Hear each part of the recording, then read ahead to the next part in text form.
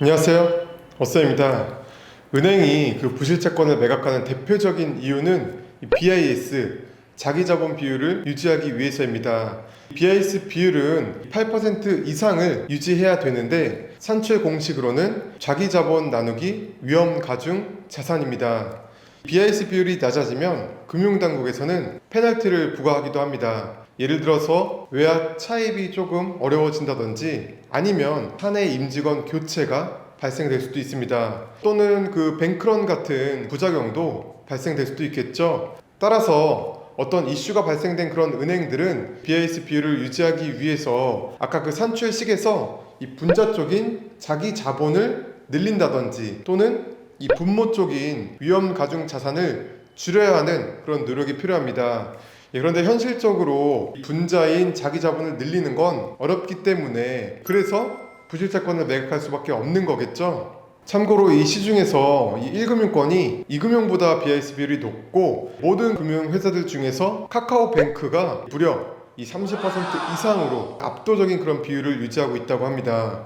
은행이 부실채권을 매각하는 또 다른 이유로는 은행의 그 관리비용 절감과 대손충당금 적립을 위해서 채권을 매각하기도 합니다. 예를 들어서 어떤 연체된 채권이 발생되면 그 은행은 이 채권을 회수하기 위해서 관할 그 지방법원 경매계에 경매를 접수하게 됩니다.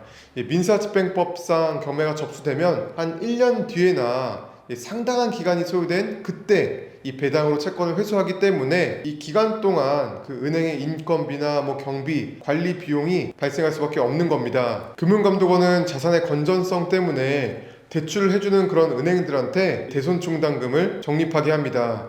이 대손충당금이란 기말까지 회수하지 못해서 미회수액으로 남아있는 것에 대해 회수가 불가능할 것으로 추정되는 금액을 비용으로 처리하기 위해 설정하는 계정입니다. 다시 말해서 이 빌려준 돈 못 받을까봐 그에 대비해서 예비비로 돈을 빼놓는 것이다 라고 생각하면 되는데요. 이 채권은 총 5단계로 구분됩니다. 정상, 요주의, 고정, 회수 의문, 추정 손실, 이 5단계 중에서 고정 이하로 내려갈수록 대손충당금의 그 가중 비율이 올라가게 되는 그런 구조가 되어 있습니다. 그러니까 부실채권이 발생될수록 대손충당금의 비율이 더 커질 수밖에 없는 구조라는 겁니다. 일반적으로 회계장부를 마감하는 연말을 앞두고는 채권 시장의 유동성은 줄어들 수밖에 없습니다. 하지만 반대로 이런 부실채권은 이왕이면 연내에 현금화를 시키기 위해서 그런 기간 동안 더 채권을 매각하기 위해서 노력을 합니다. 다시 말해서 반기 결산인 경우에는 5월과 6월,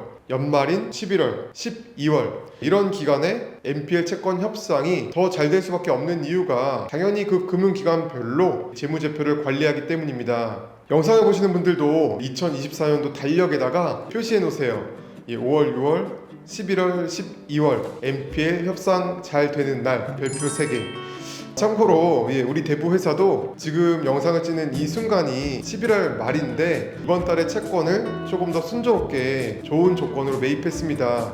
전월, 전전월 대비 상대적으로 제가 평가를 했을 때 아마도 이런 채권 시장의 특징 때문에 수월하게 진행이 된 거라고 저는 생각합니다.